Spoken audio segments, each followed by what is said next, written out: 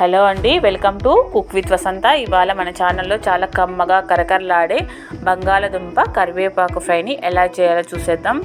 ఈ ఫ్రై రైస్కి, పప్పుకి, సాంబార్లోకి అదిరిపోయే సైడ్ డిష్. అసలు ముక్క విరగకుండా కరివేపాకు ఫ్లేవర్తో హోటల్ స్టైల్లో ఎలా చేయాలో ఈ వీడియోలో చూసేయండి. ఇంకెందుకు లేటు, మనం ప్రాసెస్లోకి వెళ్ళిపోదాం. ముందుగా ఇలా 3 బంగాళదుంపలు తీసుకొని పైన చెక్కు తీసుకొని పెట్టుకున్నాను నేను. ఇప్పుడు ముక్కలుగా కట్ చేసుకుందాం, చిన్న చిన్న ముక్కలు. ఎక్కువ మందంగా కాకుండా, ఎక్కువ చిన్నగా కాకుండా మీడియం సైజులో కట్ చేసుకోవాలి బంగాళదుంపని.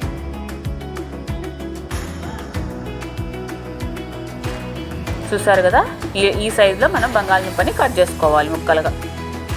ఇప్పుడు ఈ ముక్కలన్నీ ఒక బౌల్లోకి వాటర్ తీసుకుని అందులోకి వేసేసుకుందాం.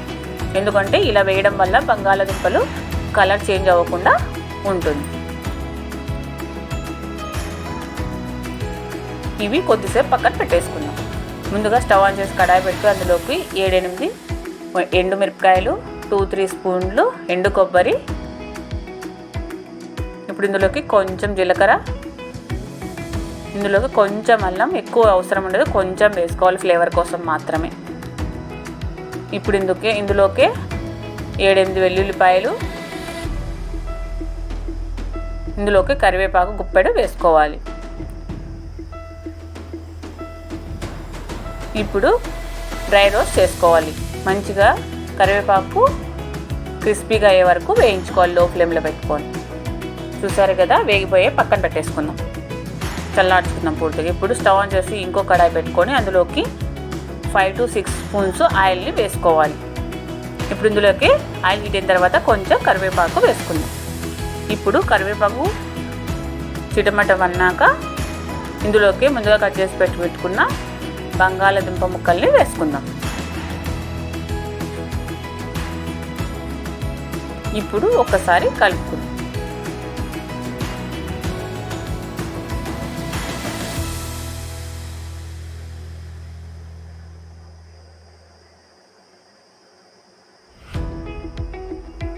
ఇందులోకి కొంచెం పసుపు, 1 స్పూను సాల్ట్, మీకు టేస్ట్ సరిపడినంత వేసుకోవాలి.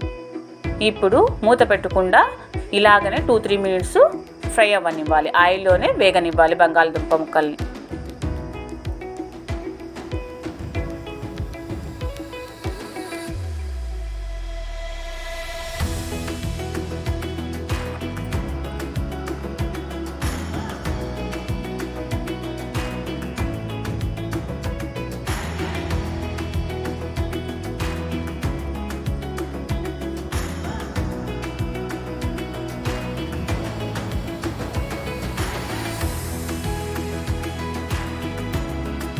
ఇప్పుడు మూత పెట్టుకొని మనం మంచిగా కలర్ చేంజ్ అయ్యే వరకు వేయించుకుందాం. అవి వేగే లోపల మిక్సీ జార్ తీసుకొని ముందుగానే వేయించి పెట్టుకున్న మసాలాలన్నీ వేసుకుందాం. ఇప్పుడు మిక్సీ పట్టించుకొని వచ్చేద్దాం. చూసారుగా, నేను చూపిస్తున్న విధంగా ఈ మసాలాని మిక్సీ పట్టించుకోవాలి. ఇప్పుడు చూసారు కదా, ఇక్కడ బంగాళదుంప కూడా కలర్ చేంజ్ అయిపోయింది. ఒకసారి కలుపుకుందాం.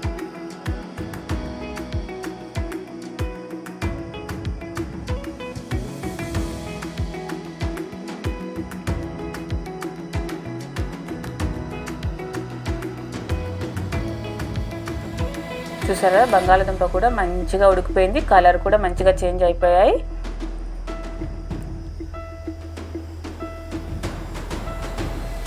ఇప్పుడు ఇందులోకి ముందుగానే మిక్సీ పట్టి పెట్టుకున్న మసాలాని వేసేసుకుందాం. ఈ మసాలా అంతా బంగాళదుంప ముక్కలు పట్టే వరకు కలుపుకోవాలంటే, ఎక్కువ వేగనవసరం లేదు, మసాలా పడితే సరిపోతుంది.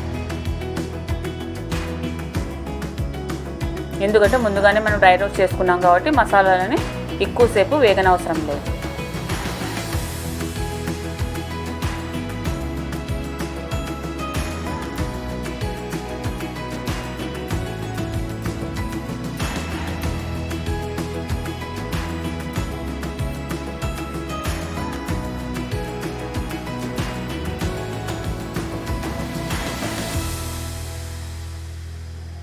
అంతే అండి, చూసారు కదా, బంగాళదుంప కరివేపాకు ఫ్రై తయారైపోయింది. మీకు ఈ వీడియో నచ్చినట్లయితే కామెంట్ చేయండి, షేర్ చేయండి, సబ్స్క్రైబ్ చేయడం మర్చిపోకండి.